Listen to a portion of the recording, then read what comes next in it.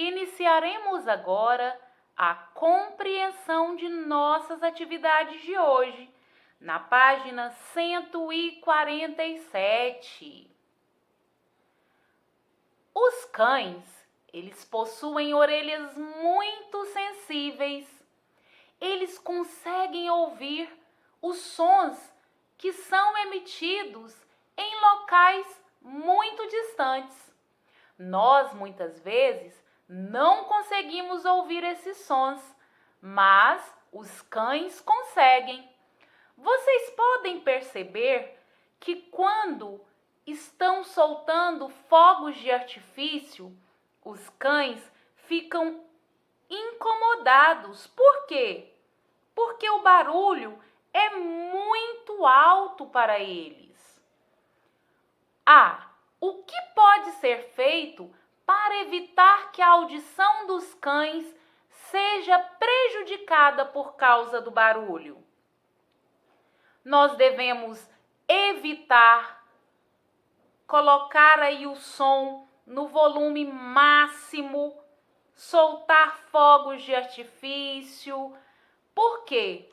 Para evitar que os cães ouçam esse barulho e fiquem agitados. Na questão B, o que o barulho em excesso pode causar à audição? O excesso pode causar perda auditiva. Por isso é tão importante evitarmos escutar música muito alta ou ficarmos em locais com muito barulho e também usar aí o fone de ouvido no volume máximo. Na questão 2, temos aí uma atividade de observação das imagens de duas crianças em relação aos órgãos dos sentidos, para nós percebermos a atitude que elas estão tendo, se é uma atitude de cuidado ou não com os órgãos dos sentidos. Essa atividade também é oral. Nós vamos apenas conversar sobre elas. A primeira criança é uma menina que está olhando o avião passando na frente do sol. E na segunda imagem nós temos um menino com fones de ouvido e ele está ouvindo a música com volume muito alto. Então, o que nós podemos dizer para essas crianças? Para a menina, nós podemos dizer que ela não deve olhar diretamente para o sol. Isso causa prejuízos à visão. E para o menino, o que podemos dizer? Nós podemos dizer que ele não deve usar os fones de ouvido em volume alto, porque a exposição constante a volumes muito altos geram perda auditiva. Na página 148, hora da leitura, a estrelinha mágica. O texto abaixo fala de uma estrela que tenta se esconder. Será possível? Como? Cebolinha. Veja, Mônica, uma estrela cadente. Oba, vamos fazer um pedido. Oi, turma! Olha, é a estrelinha mágica. Que bom vê-la de novo, mais brilhante do que nunca. É que eu estava me sentindo tão sozinha lá no céu. Será que posso brincar com vocês? Claro! Vamos brincar de esconde-esconde. Eu vou bater cara. Pronto, já estou indo.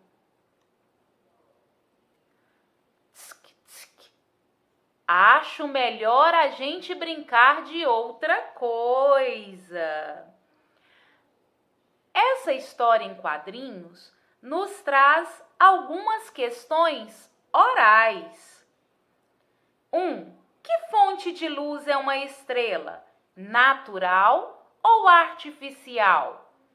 Nós já estudamos que as estrelas possuem luz própria, portanto, elas são uma fonte de luz natural. 2. Em que situações o som está presente na história em quadrinhos? Em que meio ele se propaga? O som, ele está presente na comunicação, na conversa entre os personagens. E estudamos também que o som se propaga pelo ar. 3. Por que a estrelinha não conseguiu se esconder? A lata de lixo é feita de material transparente, opaco ou translúcido? A estrelinha ela não conseguiu se esconder porque ela emite luz.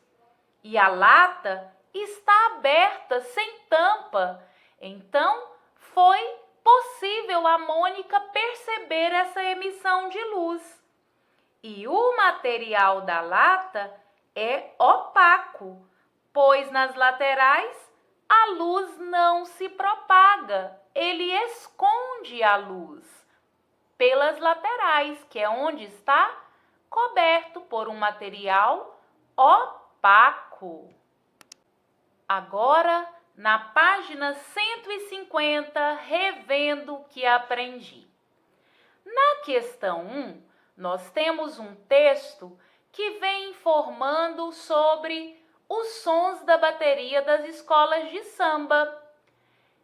A bateria dessas escolas utiliza vários instrumentos musicais que vibram ao serem tocados.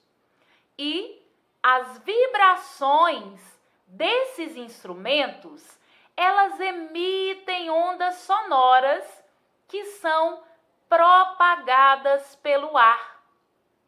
E essa vibração chega até nossas orelhas. O mesmo acontece com o som que é produzido nas pregas vocais do intérprete da música, a pessoa que canta a música. O som se propaga, é produzido nas pregas vocais da pessoa que está cantando e chega até nós por meio do ar. O que é necessário para que o som se propague? Nós vimos que é preciso um meio material.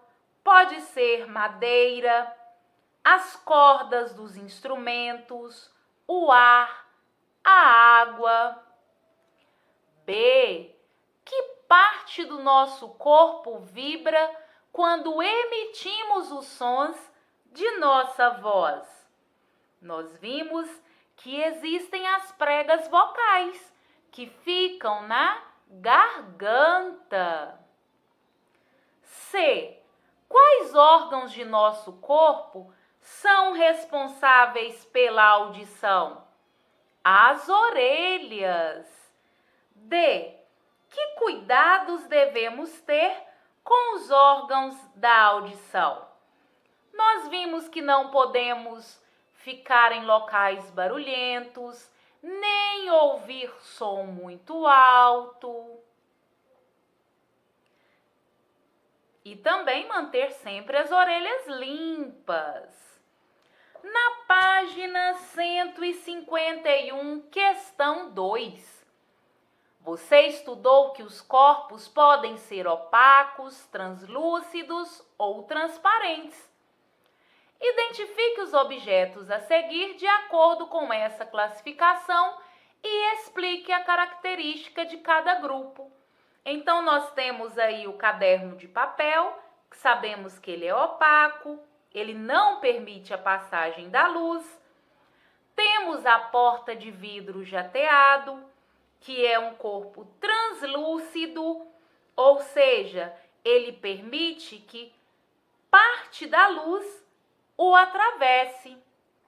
Temos o vaso de cerâmica, que também é um corpo opaco, e temos aí um recipiente de vidro, que é um corpo transparente, que permite a passagem de quase toda a luz. Questão 3. Geórgia está fazendo uma tarefa de casa que tinha a luz como tema. Ela escreveu: o sol é uma fonte natural de luz e a lanterna é uma fonte artificial. A luz se propaga em curvas, iluminando todo o local. Você concorda com o texto de Geórgia? Explique. Bom, nós não podemos concordar com esse texto. Por quê? Porque nós estudamos que a luz se propaga em linha reta. Ela não faz curva. Questão 4. Suponha que haja à sua frente uma bacia com água morna e que sua mão esteja bem gelada devido ao frio do ambiente. Você coloca a mão na bacia com água morna. Como ocorre a troca de calor entre sua mão e a água da bacia? A troca de calor, nessa situação, ela parte do corpo com maior temperatura, que é a água que está na bacia. Afinal, essa água está morna. Então, a água que está na bacia, ela está morna e passa para o corpo de menor temperatura, que nesse caso é a mão.